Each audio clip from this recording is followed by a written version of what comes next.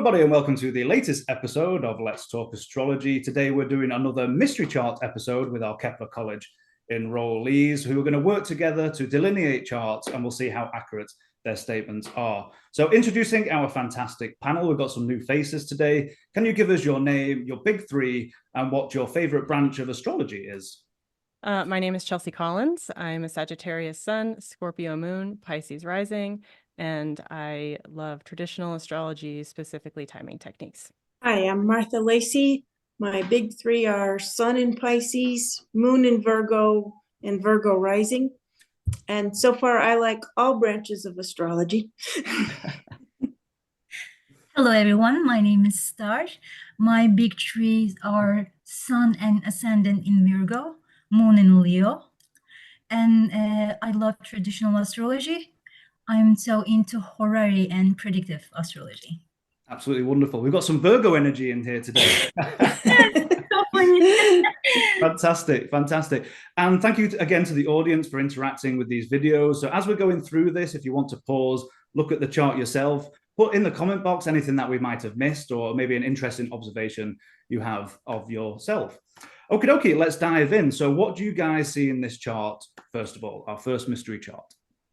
Well, I think the energy is really spread out. Like there's no real specific area of focus in this person's life. So that means that they kind of have, pros and cons, all over the place, right? There's no quadrant really super focus, no massive stelliums. We'd have to probably dive more into the foundational energy, I think, in this situation, just because obviously you can see some planets in domicile, you can see some planets in detriment. And so I would think that maybe we start there if you guys want to try. Absolutely. So everyone watching, we're going to dive into the foundational energy, also known as the chart signature. So what we do is we tot up all the modalities and all the elements and see if together and combined, if there's an area of the chart that's highlighted, any particular planets in that area and the ruler of the area. So let's dive in. So in terms of modality, how many planets in this chart have we got in cardinal? Saturn. That's it, right? Just Saturn. One. Yeah, just Yeah, one. I'm only seeing one. Yep. Only seeing one? Fantastic. So we've got one for cardinal. How many do we have for fixed? If you're not counting Chiron. Oh, yeah, just the planets. Just the planets, yeah. Fixed, right? Yeah. Uranus, Jupiter, Mars, Moon, Sun. So I would agree with that, except Jupiter's in Pisces. That's a mutable I'm sign. so sorry. Yes, Jupiter in mutual. Okay, sorry. Yeah, so there's four in fixed. Four, yes. So let's see, what do we say? We've got the moon, we've got the Mars, we've got the Uranus, we've got the sun, and Oh, dang. Pluto as well. Pluto. Oh, So right. a heavily fixed chart. So we've got one for cardinal, 5 for fixed, and what do we have for mutable? We've got Venus and Mercury and Neptune and Jupiter.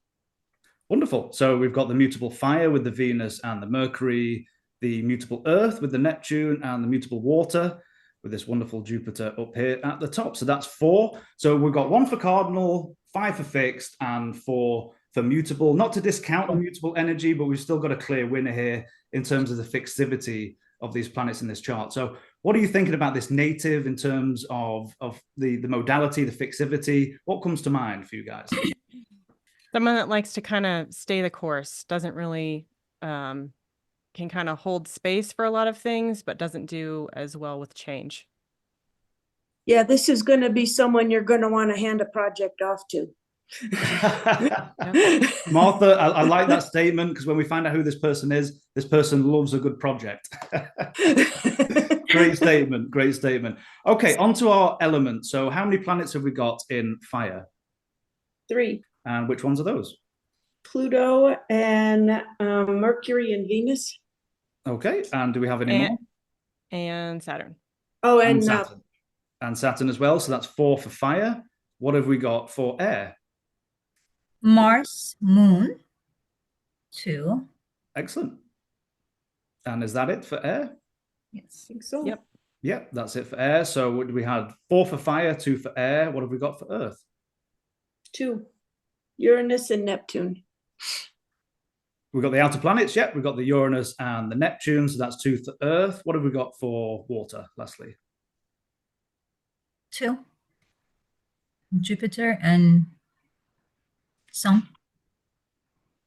Fantastic. Yeah, we've got the Jupiter and the Sun. So that's 2 for water. So no tiebreakers here. Our winner in terms of our element is fire.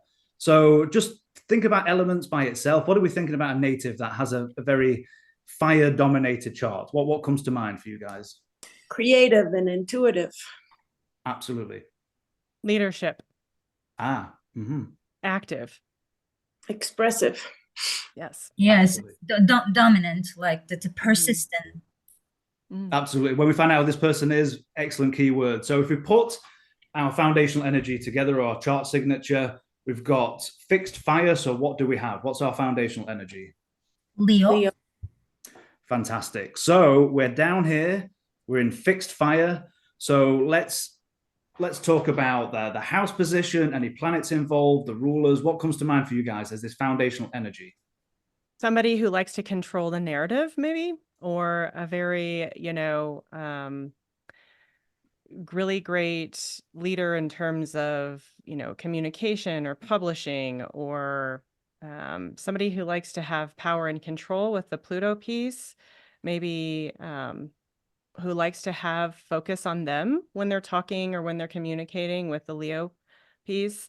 With a retrograde, though, that could be more of an internal desire as opposed to an external expression. So maybe somebody that feels the need to have that instead of maybe demanding that. You've just explained this person to a T. Brilliant delineation. Martha Starr, your thoughts on this foundational energy or chart signature? I would look on this as maybe a community leader, someone who's gonna really be a transformative presence within their neighborhood or city or locality. And someone with powerful words. Yeah, Yes. I was going to say the same thing. So it's just very strong communication skills the person has. And it's just so strategic. So it's like a lot of depth thought in those communication skills. The person is influences too in the neighborhood he maybe lives in, and he might even have a wonderful relationship with siblings. Yes, this person did have a very special relationship with a sibling. Siblings. It might be like it's so strong, and this person might be so wanted to be so private too. This Sun Pluto trine is always like makes the person feels like more private. It doesn't want to release who the person really is. So being in Scorpio sign, the person might be so secretive. I think you guys are actually blowing my mind describing this person to a T, and particularly want to pick out, I think, Martha, you were talking about powerful words and how you pulling all this together absolutely explains this person. Absolutely wonderful. With Pluto in the house that controls the mind and thinking ability, I would think this person might be a phenomenal researcher or a deep thinker. Yeah, for sure. With the Scorpio energy, definitely. The person might be. Absolutely.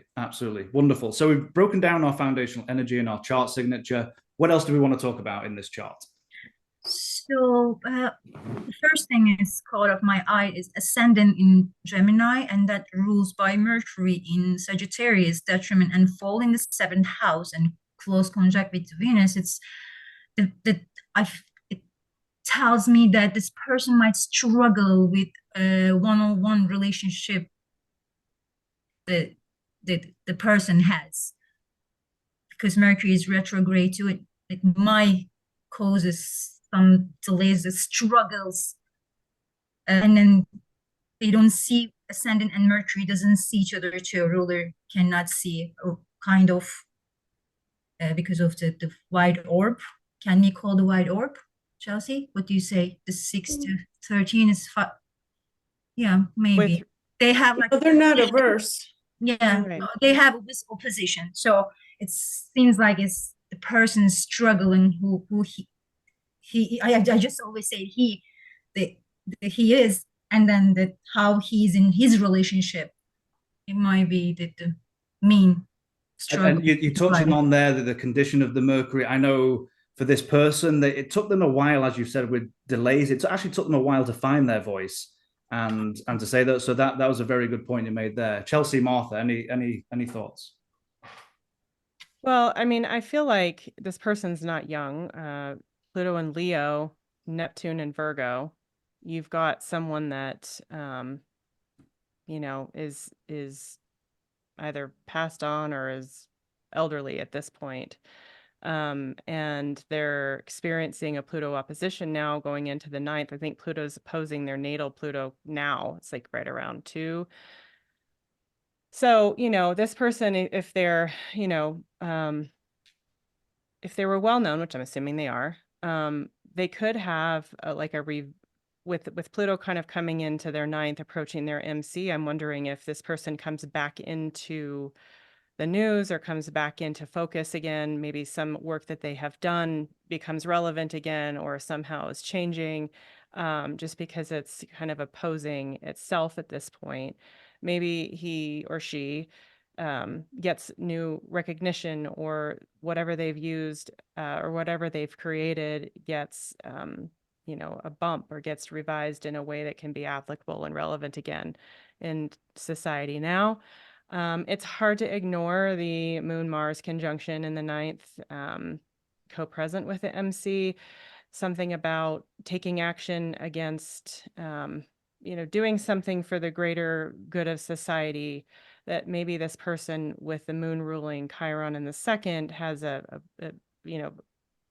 was wounded somehow in their value system, and so they're trying to change that for the greater good. It might have like a fighter for other people from a, I don't know, philosophical point of view or belief structure or something along those lines, trying to heal that in some way for everyone else. I find it more again, that Pluto, if we're gonna dovetail the fixed fire, you also have, Mars up there, which rules his sun, and kind of just doing something more, be actively out in the public, doing something more to help others for the greater good.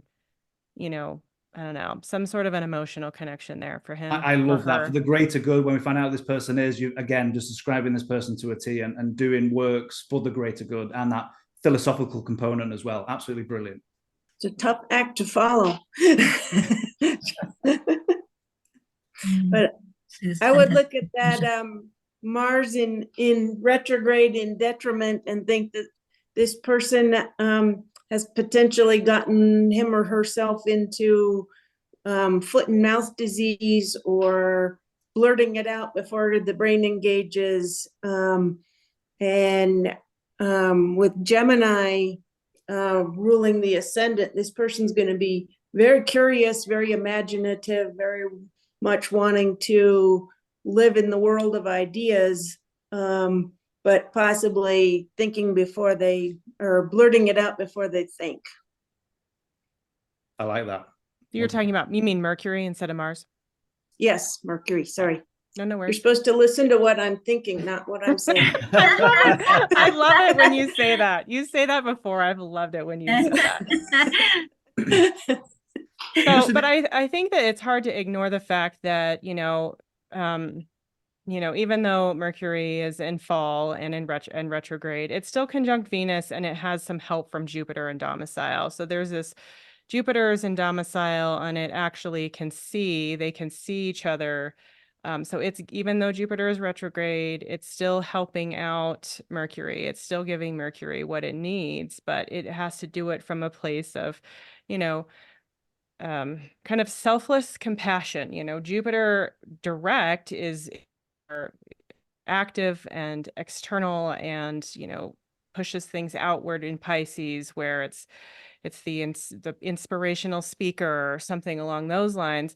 But when it's retrograde, it's kind of more like this desire internally to help other people, maybe speak the truth or help them learn how to speak or help them, kind of behind the scenes or some sort of way where it actually helps people in relationship, maybe due to their own struggles with what they were struggling with earlier with like finding their voice later in life. And so having overcome that, the Jupiter, seeing it from the 10th, even though it's a square, there's a desire for action there with a square nature. So it's kind of that motivating factor. So I see a lot of motivation with this. And I don't know, with Saturn in Aries in fall and Mars is when it's incredibly conjunct the cold. South Node, it's like having to let go of their own personal freedoms in some way, or their own personal I don't know, something, having to let go of their past, maybe something regarding their father in some way, or what their father believed in order to forge their own way. I don't know. We're still kind of working on that a little bit. Because That Saturn next, Saturn's really nasty right there. It's hard to ignore it. I actually think I was looking at that before you even mentioned it, thinking that really stressed what you were saying about this person being selfless, because that's in the 11th house. So this person is, and with Saturn right there next to the South Node, it gives me the vibe of sort of losing my own boundaries, or for the sake of others, or maybe the loss of a father, loss of a parent, grandparent, something along those lines is possible too. Yeah. Excellent conversations, and there is that father component. I don't think an actual loss, but more of he was working a lot, so maybe the element. It brings an interesting point, because obviously we've got a whole sign here. The only planets that'll move, if you take this into, say, Placidus quadrant house system, you'll have that Moon, Mars switch into the 10th, the Jupiter in the 11th, and the Saturn will move over to the 12th. So those are some of the things to keep in mind as well. So I want to add one thing. This Mars in Aquarius and Saturn in Aries, they have the mutual relationship with each other, and they are sextile to each other. I wonder if this person structured a society like this society with his own ideas, or her new ideas, and it really influenced the society with those ideas. That person might inspire the society to start something totally new. Star, you're giving me shivers down my spine. You're describing this person to a T. Absolutely brilliant. Really good. Outside the box thinking. Yeah, for sure. Yeah, because 29 degrees too, with a critical degree, that has like different way of doing things. It's going to be, it's just, so strong. And then whatever that person's action, that Mars is Aquarius, is a thought, that Mars is going to act in a thought way, like an idea. So it will be so strong, and it will literally change something in society. So I see. Well, and that's stressed by the fact that that's the apex of the T-square there, with Uranus and the Sun and that Mars-Moon conjunction. Oh yeah, I see now. I didn't even realize that. Yes, it wasn't that easy, those thoughts. It wasn't easy for him, for her, I don't know, gender, but it wasn't easy, but it did good. I love it. Is there a particular quadrant or hemisphere that's emphasized here? I know, Chelsea, you've touched on that before. Is a particular quadrant that stands out, maybe more than the rest? Well, probably the southern hemisphere stands out, just because you've got the personal planets, right? Well, I mean, I guess I'd view it from the sect perspective. You've got the ruler, you've got the sect leader, Moon conjunct Mars in a night chart. You've got Jupiter up there. You've got Saturn. You still have all the personal planets, with the exception of the Sun above the horizon. So night chart. I would expect this person to be way more Saturnian, just due to the Moon in Aquarius, Mars in Aquarius, Saturn up there with the mutual reception. then they would be more, you know, Sun and Scorpio. I mean, very, I don't know, very like subdued fire. I know it's foundational energy is Pluto and Leo. It's hard, I think, with generational planets being the foundational energy to separate that and to make that an individual, just because there's so many people, especially the Pluto and Leo generation, that were transformative for society as a whole, I think. And so I wouldn't think that I would think that he would know several people, or she would know several people of like mind with that same approach to life. Yeah, And kind of. so it's harder for me to kind of go there with it being an outer planet. If it was more of a personal planet, I could see that as being more of like, this is who this person is. But yeah, I would say Southern Hemisphere. What do you guys think? So before you just did the whole explanation, can I ask you something? Do you believe this generational change, whatever was it that time, really affect that person's vitality, the self-expression? Because I see Jupiter and Pluto has the trine aspect is Sun. Sun represent vitality, how the person express the identity. I feel like, do you think those generational change that really, really that shape the person's personality? I mean, I do. I think that it's an indication of kind of where society was at that time, and so that's kind of where their lens kind of filtered through. I don't know, Cal, what do you guys think, or Martha, what do you think? You see things like that? Well, that's the classic baby boomer Yeah. generation that is being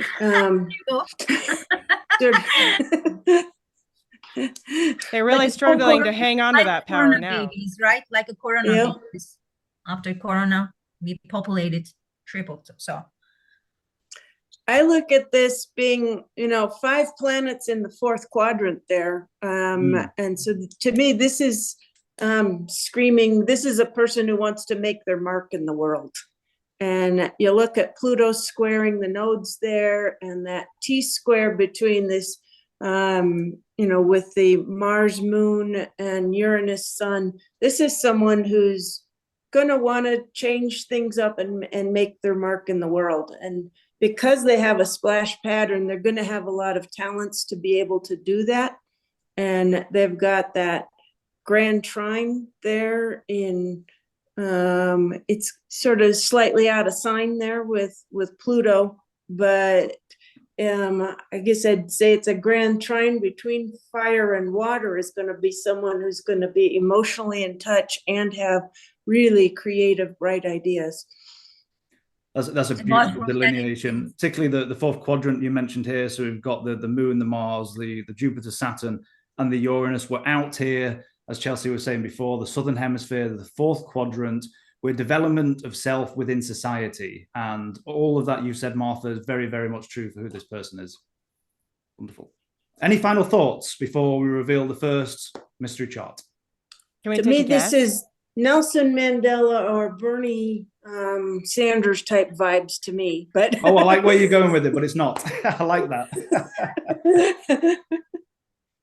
Is it Hillary Clinton? No. Okay. That's interesting, though. That's interesting. I have no guess. So okay, let's find out who it is, and we'll have a chat about it. And if people watching this, let us know in the comments what you thought as well. Okay. Oh, wow. That's great. Yes. Are we all familiar with Margaret Atwood just before we carry on? Sure. Handmaid's Tale. Yes. So she started totally something new.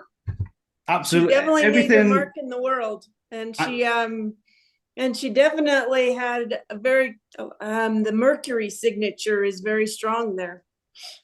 I love your guys' delineations. It really spoke to her and her work. And I love this quote here. I think it's very much indicative of her chart. And she's saying, happiness is a garden walled with glass. There's no way in or out. In paradise, there are no stories because there are no journeys. It's loss and regret and misery and yearning that drive the story forward.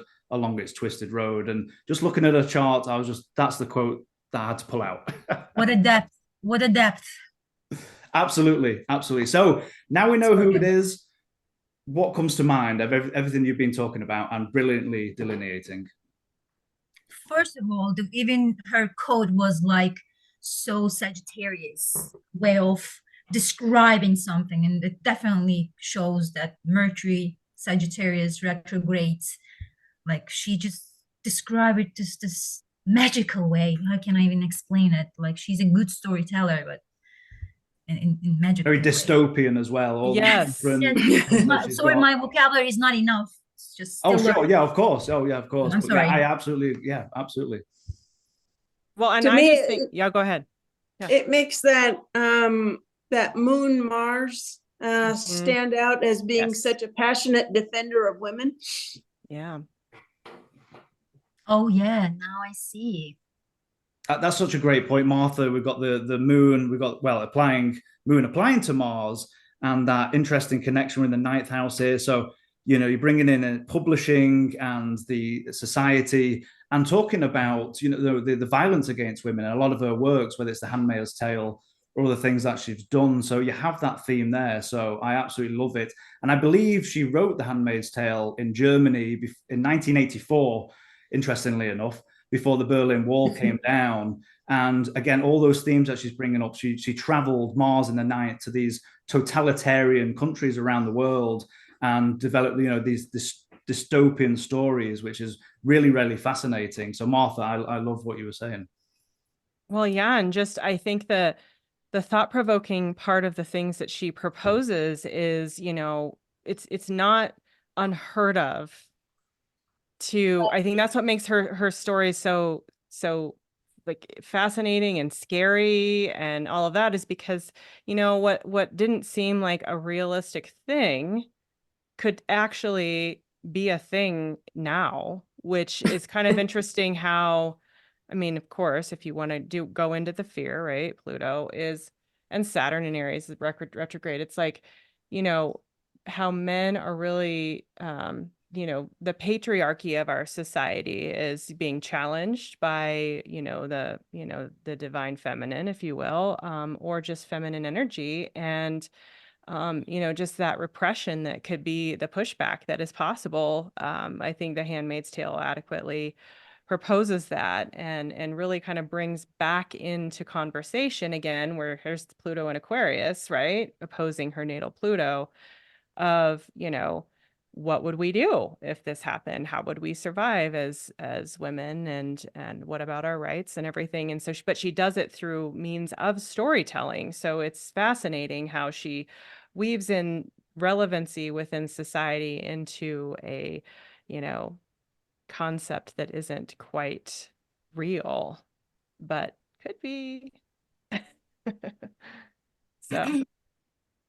Absolutely love that description. Absolutely love. And everything that you pulled together, even before not knowing who it is, you were describing her very, very well. I also find with the lights, if you've got the lights in the sixth whole sign, maybe I'll throw in Mercury there as well. But I find in my experience, sometimes it's fighting for the underdog to a certain degree. You'll see that in many charts of those who are fighting for those who either are marginalized or push to the margins of society in any particular way. So that's quite interesting. But everything that you guys have been pulling in together, absolutely brilliant. So any final thoughts on Margaret Atwood's chart before we move on to the next mystery chart? Nope. Ready for the next one? Okay. Yep.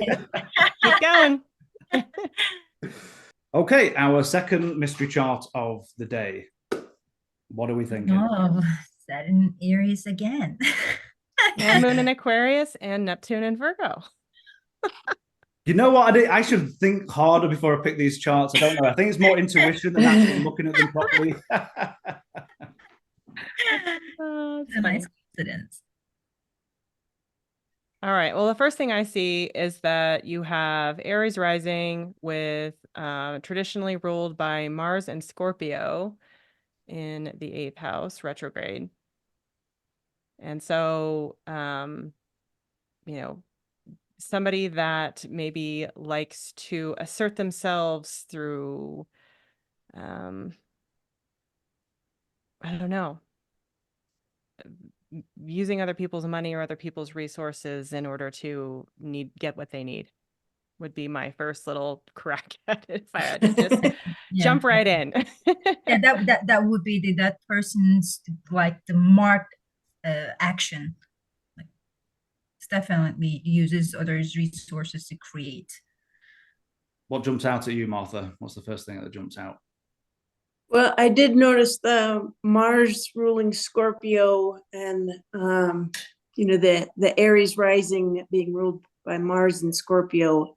But with that Mars being retrograde, and Saturn right there in Aries in detriment, or in fall, made me wonder, gee, is this person's energy really more directed at being a self-critic, or that the energy is more directed inwards? And I've been just imagine the conversations, the mind chatter going on constantly for this person. Oh yeah, especially with Mercury conjunct Uranus and Taurus. Yeah. So how about this Mercury Uranus piece? What brings you to mind for this? The person definitely has a different way of thinking, like eccentric, just so unique. And in Taurus, might be, it's definitely the masters everything that can be possibly discovered, right? The fixed time. Yes, we've got this fixed Earth. So in what way might this person communicate? We're modified here by Uranus, although we're separating from Uranus and we're applying to Mars as well. So what brings it up for you guys? I feel like this person's focus is create self-worth with the way of the unique way of thinking, communicating. Absolutely. Very true for this person.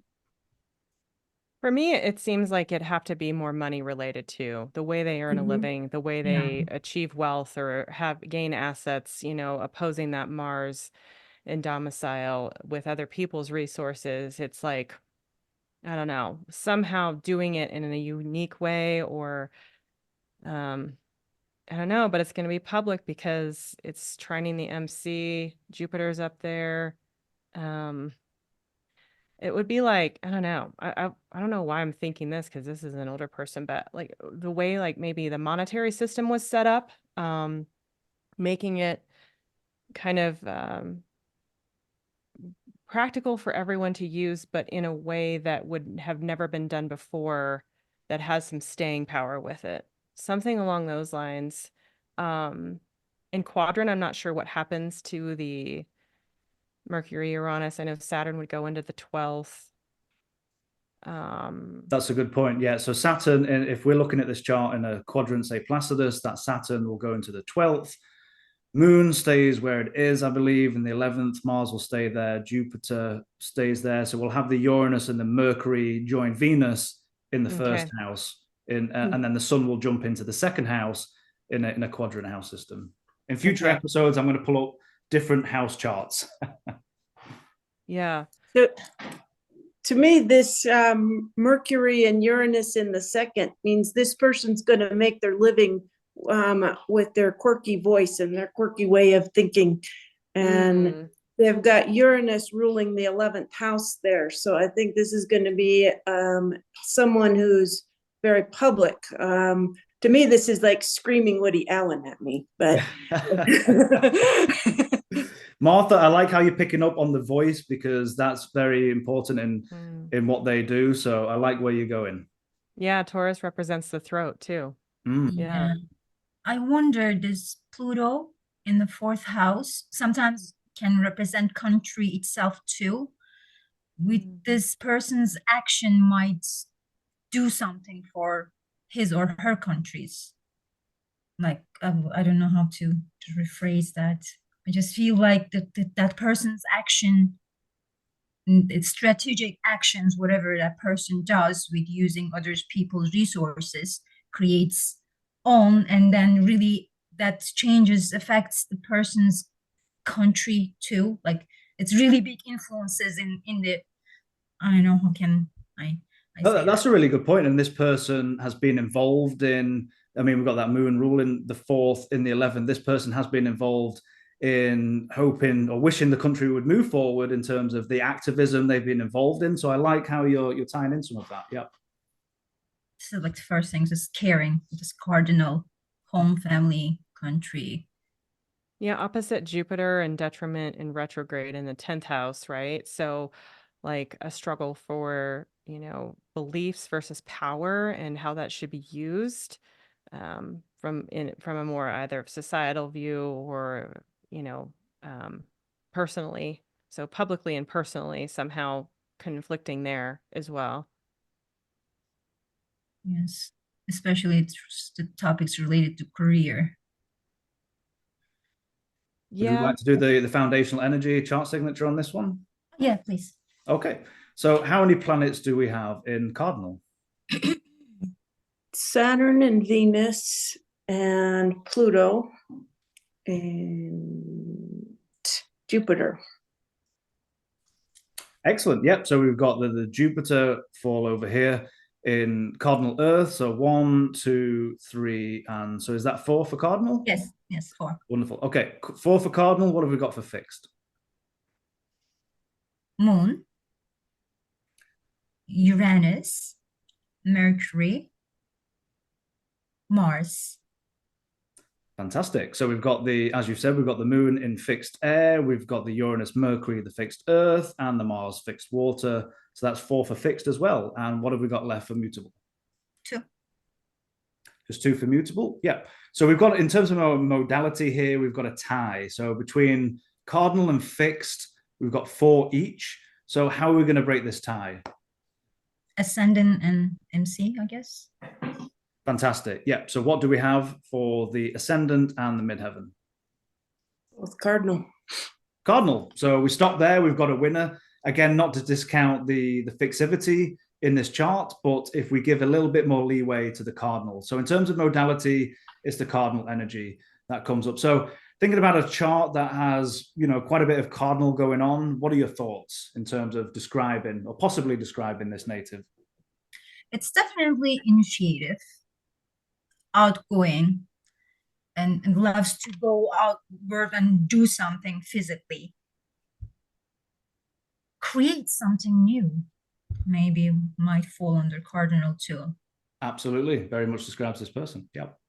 He's a leader and an innovator. Absolutely. Yeah. Entrepreneur, self-employed. Great keywords. Fantastic. So let's go into our elements. How many planets have we got in fire? Saturn, Venus. That's all. That's all we've got for fire. So 2 for fire. What have we got for air? Got the sun and Jupiter. No, that's not. The sun and the moon. Wonderful. So we've got the 2 lights. We've got the sun in mutable air and the moon fixed air. So that's 2 for air. What have we got for earth? Uranus, Mercury, 2, Neptune, 3, and Jupiter, 4. Wonderful. So we've got 4 for earth and lastly for water. 2. Pluto and Mars. Fantastic. Yep. So we've got the cardinal water and the fixed water. So that's 2 for water. No tiebreakers here. I think it's fairly safe to say earth wins out.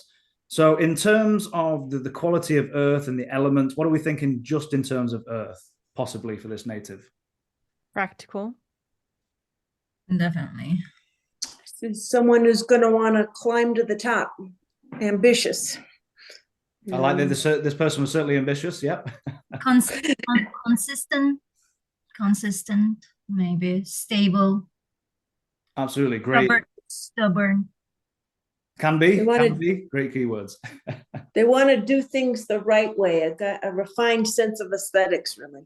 Oh, I like that. I think that's very true for this person when we find out who it is. Wonderful. So our combined energy, our chart signature is, what did we say? Cardinal Earth. So what have we got? Capricorn. So interesting. Jupiter is there and MC in Cardinal too. the career, public reputation. Absolutely. So our chart signature area of the chart we're going to have a look on and focus is this cardinal Earth energy. We're up here in the 10th. What are you guys thinking? Some Saturn influences. So A workaholic. maybe it's great to just start something like totally new, but it's having hard time to follow through, but sometimes finishing Interesting. the project. But They have a fair amount of fixed energy. I guess I wouldn't think this is someone who doesn't follow through. That's a good point. So you're bringing in, again, not to discount when you're doing these tallies of the modalities and elements, the one that comes close, always factor that in because that fixed energy is going to be important as well. So that's a good point, Martha. I never ever thought that way. I always just look at the angles too, both cardinal. It's just, sometimes sometimes it states the person is so great starting stuff and has that passion, and then it's initiative, loves to do something new, and then it's stuck on the way. It's just too many. Saturn is there too. It delays the limits. There's always something on the way. It has to juggle, and it has to work hard to get the point the person wants to go. So that might. I like this. This person had to work really, really hard before they even got anywhere. So that's a good point you're making there. Yeah. I just feel it's somebody that has a belief system in society that gets constantly challenged by society. That what they do is not acceptable, it's not welcome, it's outside of what has been done before. They're kind of they push the boundary, they challenge, they challenge the kind of the past Status and quo. yes, exactly. That's what I'm thinking. It's somebody who I just kind of go back to that opposition with Pluto, and then you've got that, ruled by the moon in the 11th of, all of that can be viewed as society's view of how things used to be and traditional and what's everybody. And then you've got this person with all of this fixed energy behind it, still ruled by Jupiter and Capricorn retrograde. It's like it's trying so hard to push what they believe to be right in society, and it's constantly challenged, constantly being opposed to with more traditional views or views that are just, no, we want to keep it the same. We want to keep it what's right for everyone. Instead of what's right for a select few or an individual is kind of how I'm seeing that. Absolutely brilliant delineation. When we find out who this person is, they definitely had those elements in their life, whether involved in their activism or that pushback from the status quo, particularly in the era. I know, Chelsea, I think you brought up the possible age or era of this person before. So everything that you're saying is 110% spot on. Yep. I think that's also to build on what Chelsea's bringing up, that moon in Aquarius is going to be very focused on what's good for society because it's in the 11th house and it's a humanitarian sign. And that Lilith, I know we haven't really studied the asteroids, but Lilith there right next to the North Node in Sagittarius is just screaming that same energy that Chelsea just described. Absolutely. Yeah, absolutely. Don't we talk about kind of having like the rule of three, where you see, three things in the chart that could connect all in the same way, same different expressions of one or three different expressions of a similar energy or an outcome makes something a lot more possible as opposed to just seeing, like the opposition by itself, for example. Absolutely. The confirmation, it's not always just one thing, especially when you get into movements and you're using progressions, transits, etc., etc. Confirmations. I know a lot of people get scared with one particular transit, say, well, unless there's confirmations in other areas, then that's a really good point. Yep. I wonder if this person influenced by her or his partners, might be wife, husband, I don't know, close relationship, because it's represented by Venus in Aries in the first house. and then rules a second self-worth too. And then I wonder if that's the sparks, the things. Or it could be somebody that was perpetually single and their focus was needing to work on themselves and not so much in relationship, so like true. developing their self. You know, maybe the desire was to have, you know, maybe a personal relationship, but maybe due to their public work or the activism that they had, they weren't able to have that or something, or it just wasn't sustainable. Cardinal energy is not known for its sustainability. Yes, cannot They kind of like to just start things and then that's about it in terms of seeing it through and finishing it to the end, you know. But Wonderful. Okay, any final thoughts on this chart before we reveal who it is? Let us know in the comments below. Maybe this person is really against to marriages, like being women's forcing to being the part of, you know, the traditional marriage. I just feel like it's something related to relationships in society. Is the person is manifesting is against, or it is just maybe this person is a standby individuality, like as a being as a you, is just not being being recognized by the partner.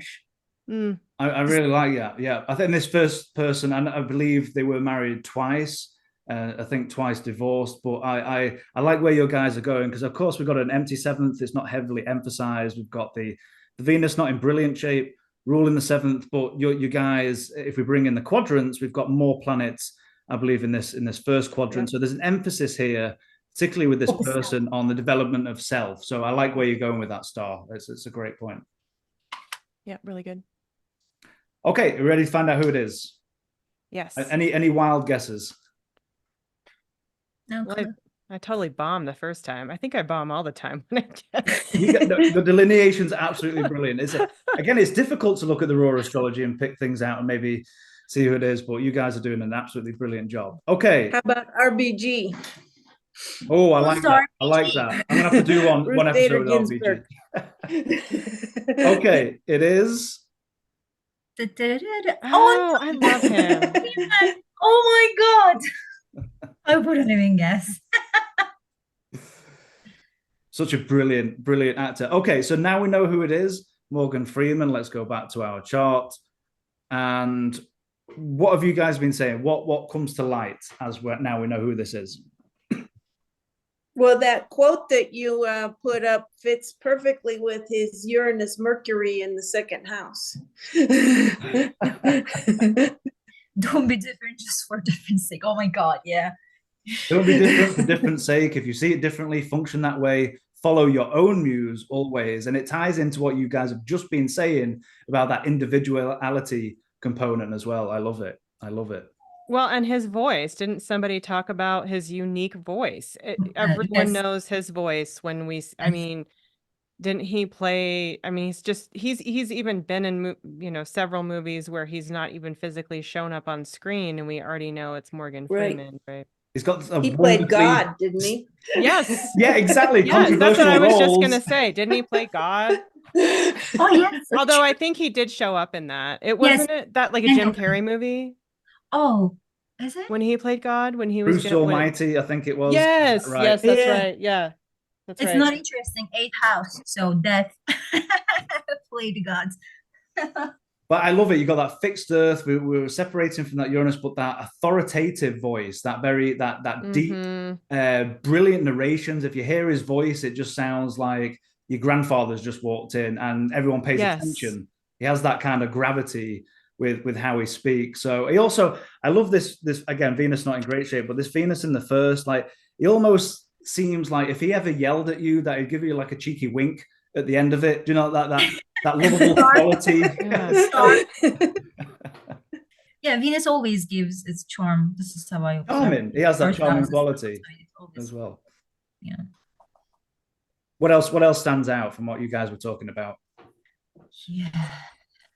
I mean, I don't know much about, does he have a something that he advocates for, you know, to try to bring in the activism piece? Yeah. Does he have that? I don't know. Yeah, he certainly riled against. You talk, guys. We're talking about the status quo now. He was, I believe, his early years was in Mississippi, and you still got the tail end of that Jim Crow law Okay. kind of piece. And he always riled against, having to suffer with that. But of course, he went then to Chicago, and the difference there was the danger in the urban areas. So it's interesting. You guys always picked up on that Mars, which is obviously the chart ruler. It's retrograde. It's in the eighth. I think it has triplicity, but it is. I believe in early years he had to join a gang just in order for protection. So you have this martial quality. He was in the military.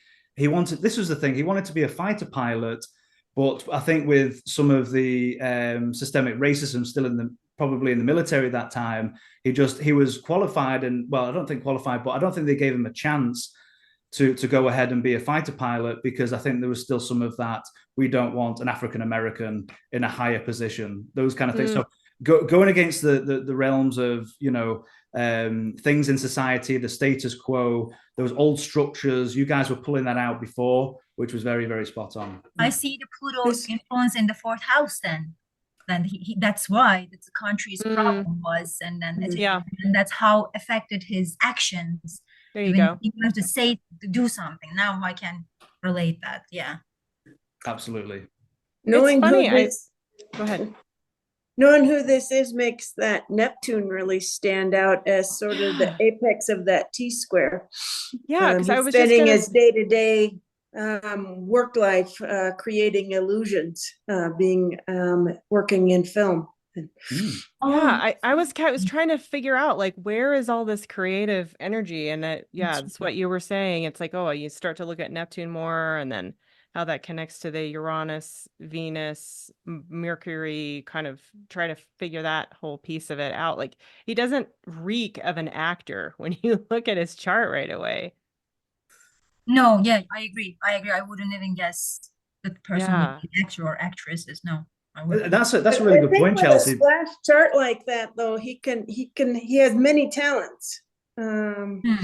Well, and I wonder if he started acting later with that Jupiter and Capricorn, like later in life. Capricorn does not do anything early. It kind of, did you know when he started? That's Chelsea, such a great point, and I was going to bring it up. So we've got this Jupiter retrograde. We're in fall, not in particularly great shape. And I don't think he got his major roles until he was in his 50s. That really started really late. So that delay, spot on. Yep. Makes sense. And then rules the ninth house of higher education too. It makes sense. It came delayed. And I always think is Jupiter a little bit influenced by Saturn too. Saturn causes delays as well, and represent old age. So that's why maybe. You guys absolutely brilliant on this. And interestingly, I sometimes find in some charts if there's any difficult connection with the lights, the sun and the moon with Neptune, and I believe he did go through a period of alcoholism, which I think ended his first marriage, I believe. I'd have to look that up in the bio again. But sometimes when you have difficult connections, I mean, the sun applying to this Neptune, 6 degrees, not too tight, but sometimes if you find the lights with a difficult connection with Neptune, you see it in the likes of Marilyn Monroe, Robert Downey Jr., all these kind of people. So he did struggle with that for a bit, but I think it was only brief, I believe. I see. And is it more likely Neptune's being at the bendings there, squaring the nodes? Oh, that's really interesting. So we've got Neptune here at 16. We've got the nodes at the 15. That's actually a really good point, Martha, because who did we have before? It was who we were talking about? Margaret Atwood. It was her Pluto at the bendings. Now we've got Neptune. So we've got another outer planet with this person. And ascendant too, actually. The bending to the nodes, right? With the 1 degrees. Not quite. Okay. Yeah, you've got fire to fire. Yeah, trine. Yeah.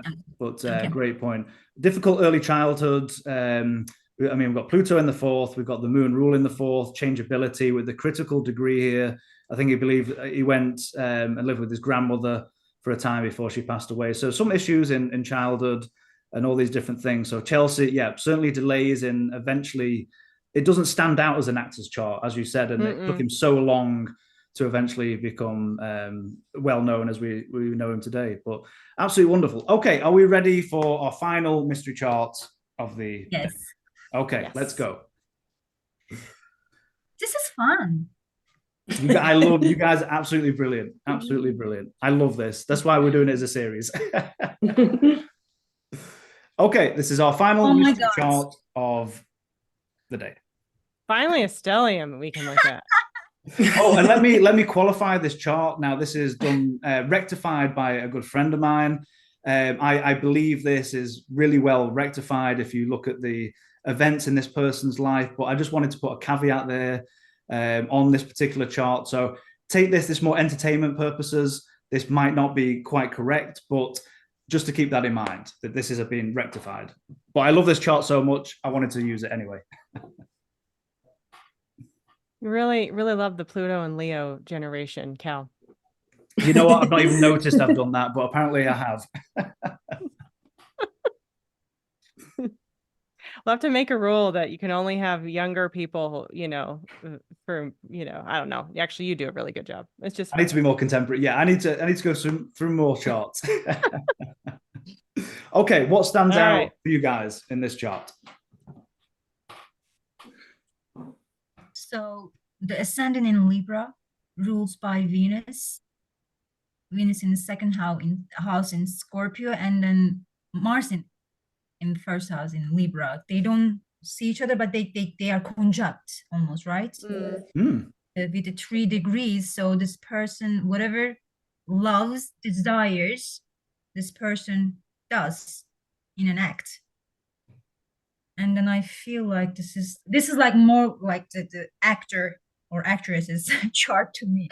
Yeah. That Venus in the second house. So this person might, you know, build self-worth from this artistic talent that person has. Oh, I like where you're going, Star. Keep that in mind. Yeah, it's hard to ignore the stellium in the 10th with Moon in domicile and Jupiter in exaltation conjunct to MC. You know, somebody that does something that they are, you know, I just think like bleeding heart, basically. You know, they care about people, they have compassion, they're sensitive, they're receptive, you know, all Moon Jupiter things, you know, and they like to put that out there in the world, either to you know, to demonstrate that or to give that to others. It could be all all of the above. That 10th house is super strong, and incorporating, you know, the 2nd and 6th house just from a sign-based trine is, you know, they incorporate that in their everyday work of compassion and empathy with South Node Pisces, you know, giving something away that they do every day.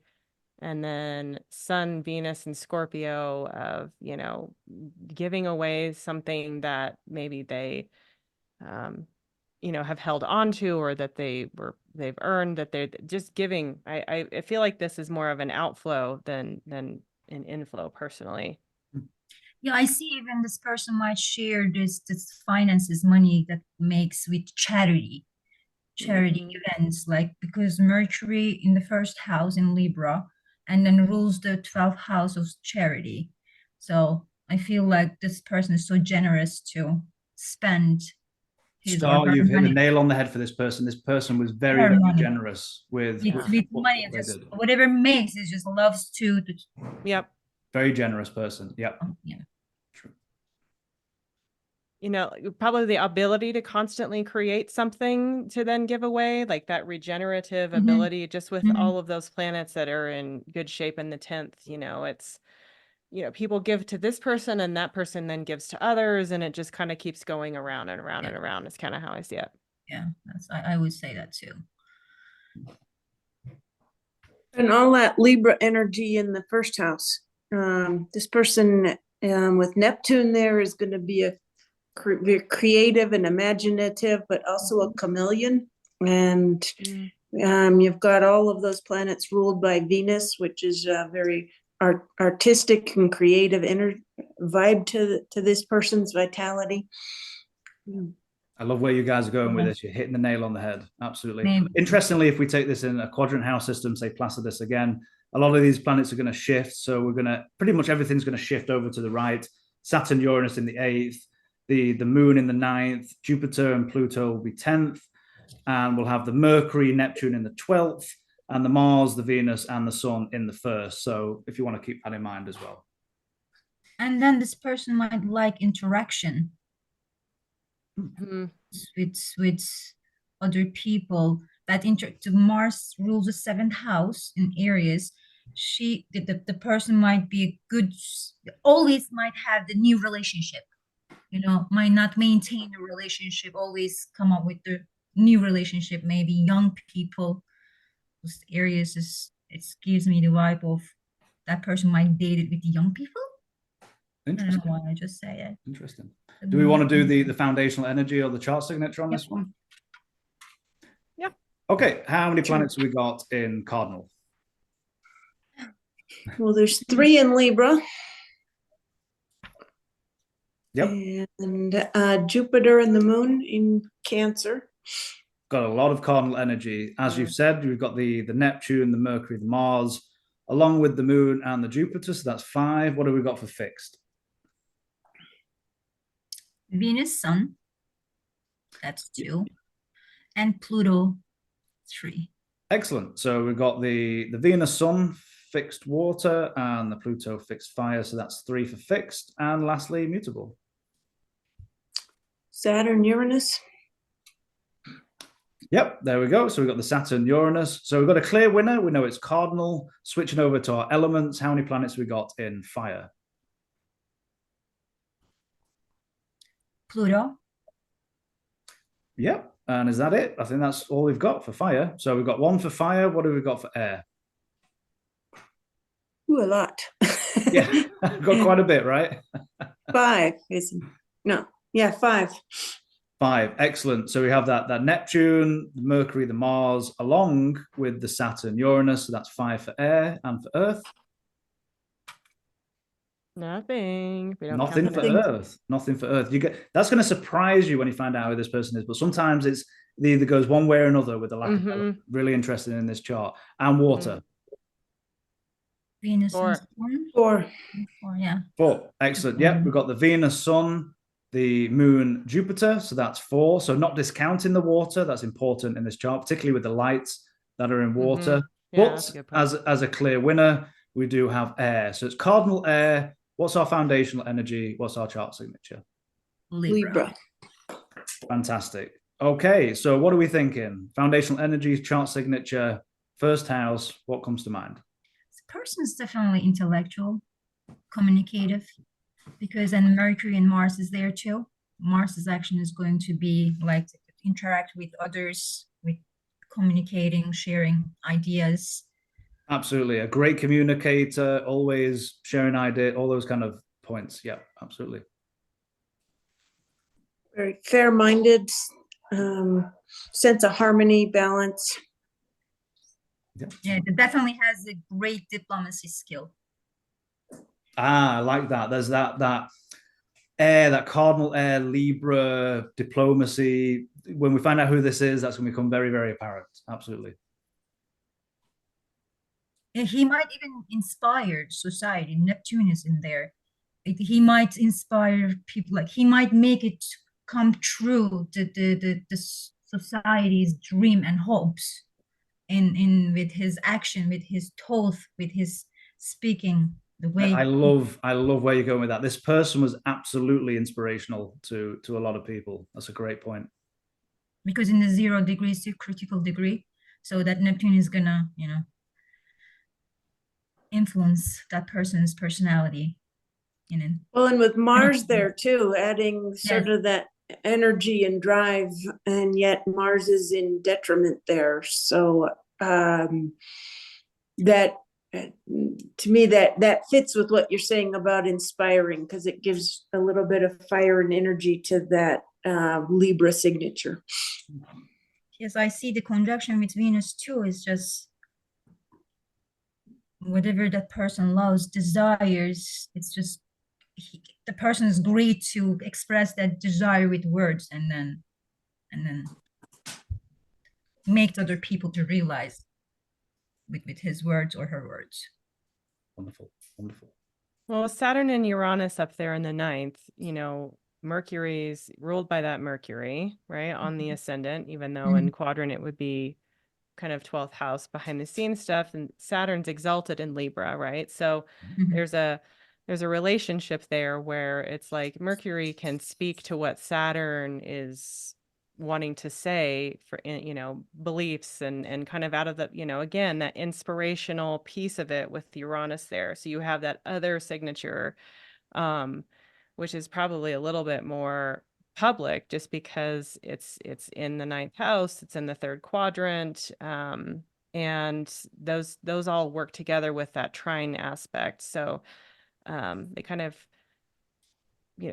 can put structure around maybe something that was somewhat unconventional.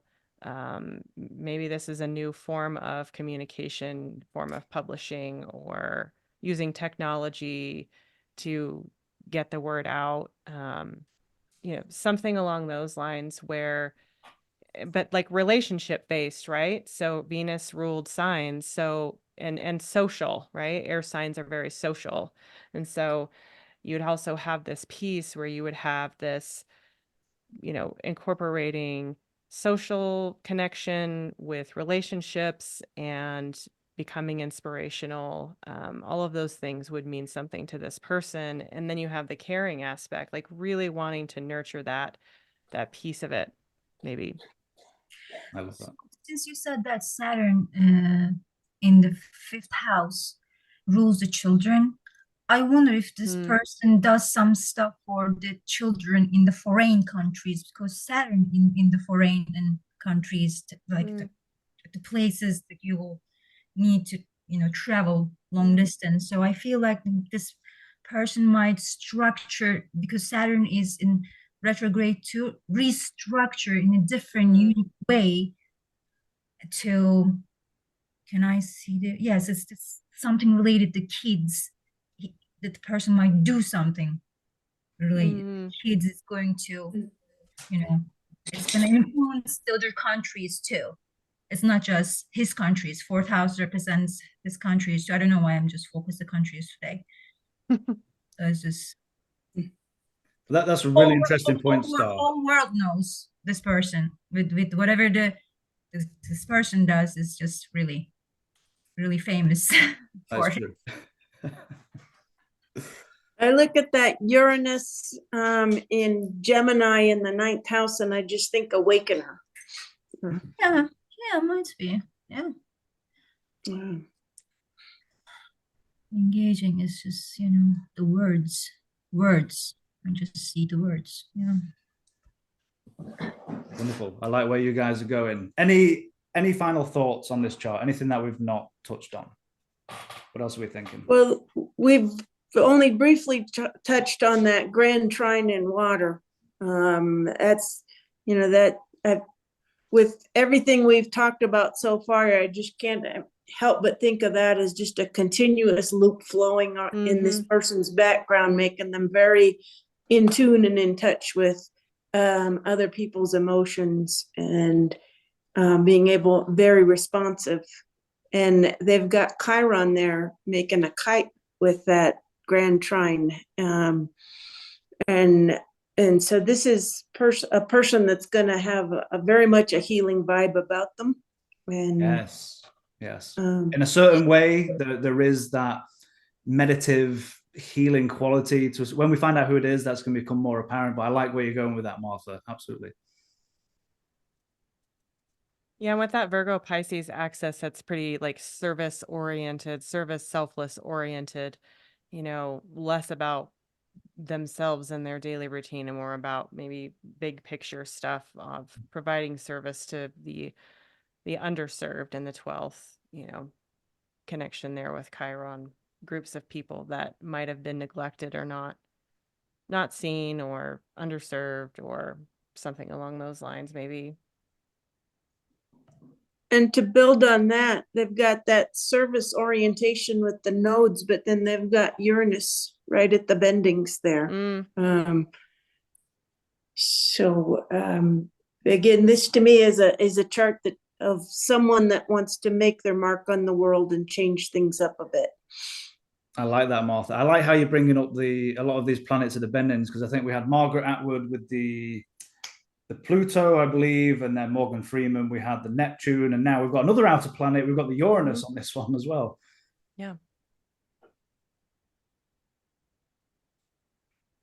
Wonderful. Okay, any final thoughts before we reveal who this is? So I want to just talk about the Jupiter in Cancer, exalted there, and then close contact with MC, career.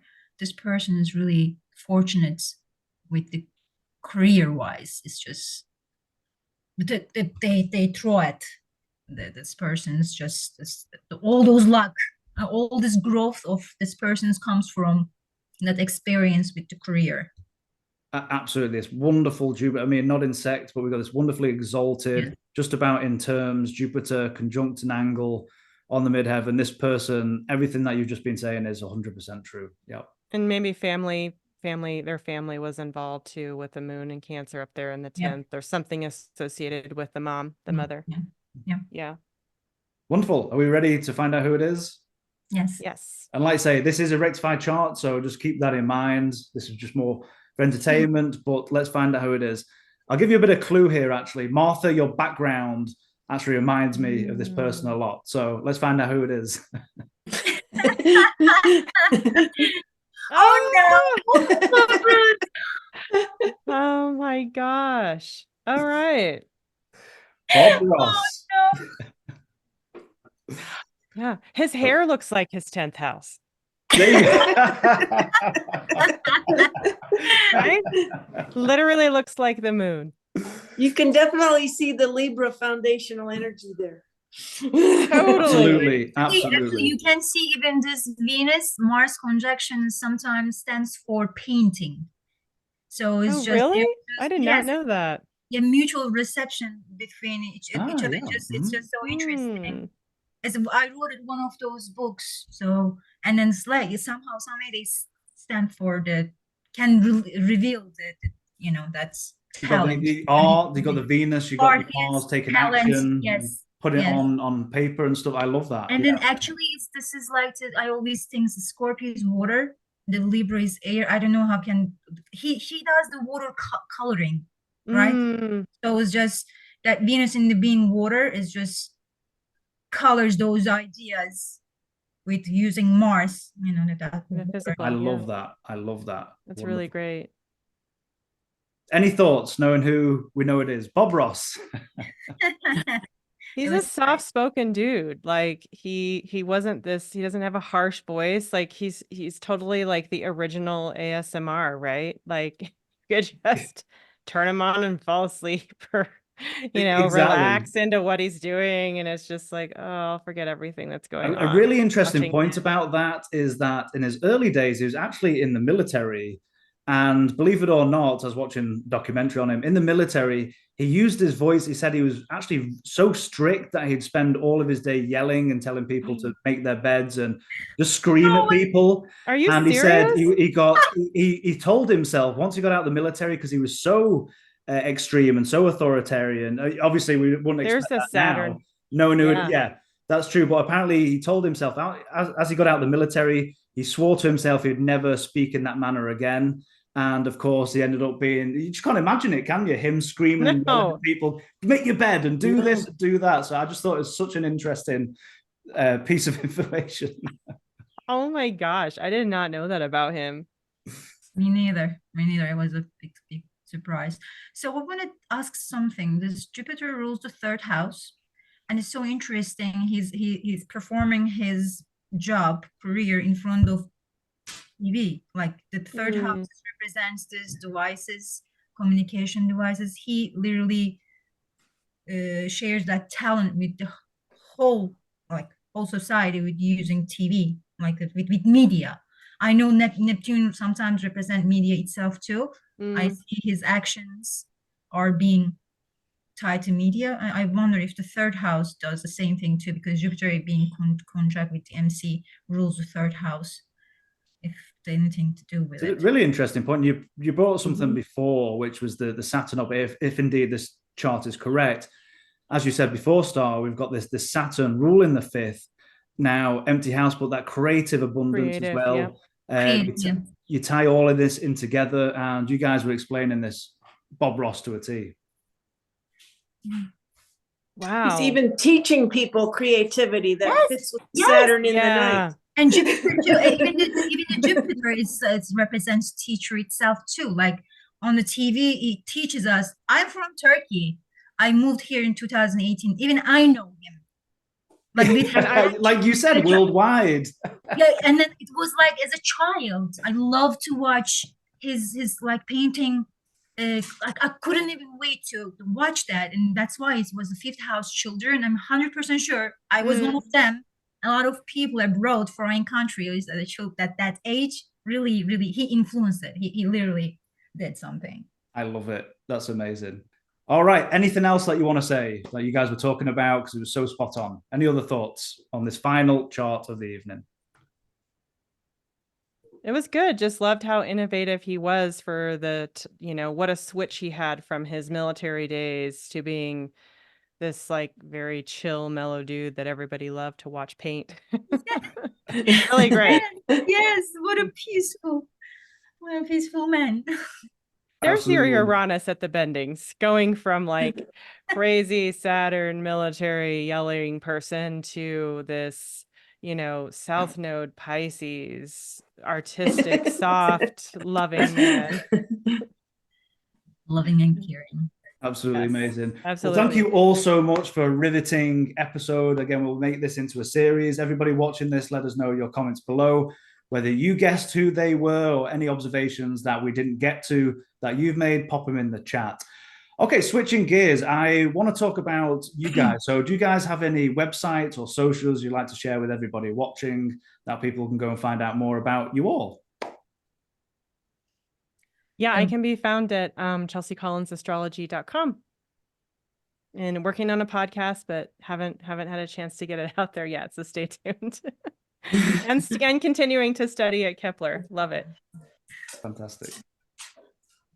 I'm so new to astrology, so I do not have any platform to share. When you do, Star, we'll include your links as well. Thank you. Soon. And Martha, where can people find you? Sure. I just retired after 36 years as a doctor and I've started seeing astrology clients. So you can find me at marthalacy.com.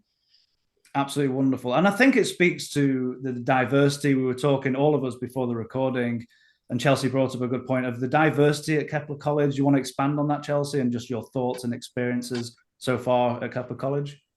I just love how people from all walks of life come into the school and can contribute their backgrounds and incorporate it into astrology. Martha being a physician and then starting to study with Lee Lehman and just kind of going that route. People, start engineering background, right? Yes, and just how you've been able to take that and just the amount of highly educated individuals that continue to seek education and prioritize, education within the field of astrology instead of just reading a book and becoming an astrologer. I think that Kepler really helps support all walks of life and everyone from all over the world that still tune in and try to learn from all different types of teachers and get exposure to a well-rounded education is great. And it's just nice to have everybody kind of come together and have just a real strong community-based learning environment.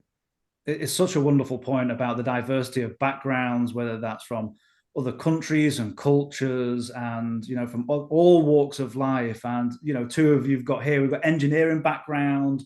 We've got Martha. Sorry, what was your background again? I was a hematologist, oncologist, physician. Wow. so many different areas, and I think it was, don't want to misquote him, but Robert Hand. We've actually got a short on our YouTube channel, and he's making one of his philosophical points, but he does make the point, this out of context and paraphrasing, but that great minds are drawn to astrology, and we have again, Chelsea, what you're saying, just a diversity of different perspectives and different ways of doing things. And what I love about Kepler College is that sense of community, that sense of all of us pulling together and looking at charts and having different ways of looking at charts and coming from different perspectives. I think it enriches the field. Yeah, and it's why everybody will get a different experience based on whatever astrologer you decide to see. You can have the same chart, but it can be read in so many different ways and extract so many amazing things from it. When we do our practicums, when we have to, work with each other, we have to have several charts that are read at this, our chart read over and over and over again every week by different people within our classes. And I mean, speaking from personal experience, I had a different reading every week and it was amazing. And we were, we're year one students. So education is so important. I'm just never going to quit beating that drum. But it really does put quality astrology out there. You get a quality reading from it, and you really, really try to do no harm by reading for people when you have that understanding. And the quality of the faculty at Kepler is just amazing. The type of people that we are learning from are just giants in the field, and yet they're very relatable. The camaraderie is wonderful, both amongst the students and between the students and the faculty. They're very accessible. And yes, absolutely. The study materials are just fascinating too, how they structure them, how they're, teaching us. It's just fantastic. That's such a great point. Wonderful faculty. I think, Martha, you were talking about going into, just started the medical astrology. You've got the brilliantly layman, you've got the medical astrology folks, and again, many different branches of astrology. We've got the medical, the horary, all these different areas. And I think for Kepler, it just shows that you're not pigeonholed into any particular area. You're given the breadth and also the depth, but the breadth to go, okay, which direction do I want to go down? I'm going to be more modern, more traditional. I'm going to fuse some of these techniques together, all these different things. That just shows that the students pick their own path. It's not forced upon anyone. So yeah, thank you for sharing that, Martha. Yeah, absolutely. I agree. Wonderful. And they're very supportive of whatever you want to do, which is great because I have Gemini on the midheaven, so I like to do more than one thing. Mutability, change things up. Me too. Yeah. Me too. Wonderful. Absolutely. Well, thank you all so much for another brilliant episode. We're going to make a series out of this. Thank you all for watching. Again, put your comments in below. And if you want to find out more about our fantastic participants, check out in the description box, the links to the socials and the websites there, as well as the comment box underneath. And our summer term will be coming up, so you can check out our website at KeplerCollege.org and see what our current workshops and classes and webinars are. So thank you all, and all three of you, so much for today, and looking forward to the next one. Bye. Thank you. Thanks Bye, everyone. Cheers.